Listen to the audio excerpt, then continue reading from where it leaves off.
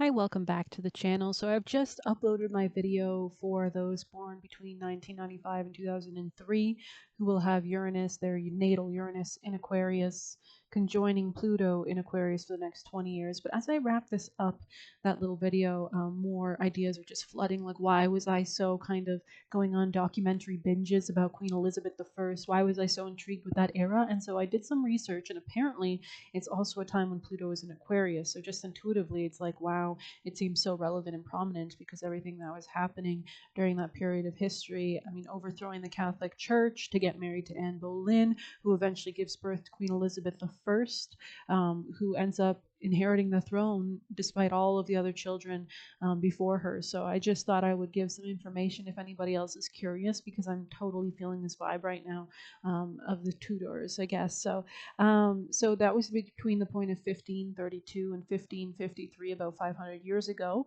That's when Pluto was in the sign of Aquarius, and there was so much radical transformation, obviously, in British society. Social ideologies, kind of trying to be innovative. The Protestants are very becoming stronger. Protestants obviously have more of a belief towards science and education, and they kind of want to break away from the Catholic Church. So this is obviously the time when England literally changed its state religion.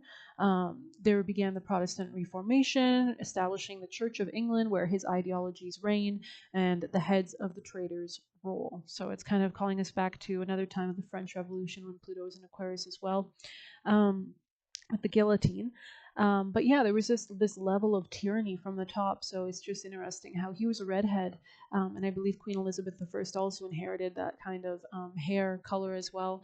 And maybe we're going to start to see, especially with Saturn and Neptune entering Aries, these kind of tyrannical leaders that are willing to make crazy changes. So yeah, it's also about connecting networks and thought control in ways as well. But yeah, let's see what else we have here.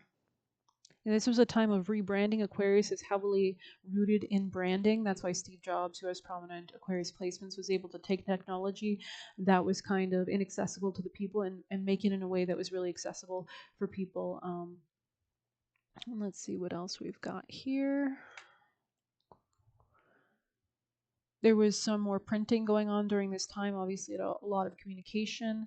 The scientific revolution begins in 1543 with Copernicus publishing on the revolutions of the heavenly spheres. So, really, a strong time for astrology as well back then. And astrology is under Aquarius' sphere just because Aquarius rules the networks of math. Capricorn rules math, and then Aquarius is like one step beyond that, like really understanding the overarching structures of math and how to kind of be innovative and yeah, revolutionary, as one would say, right? So let's see.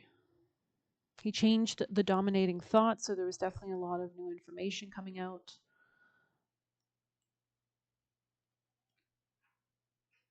This was also when the transatlantic slave trade began, when the Spanish conquest began. And this was about kind of a lot of topics regarding different people, different groups of people across borders, right?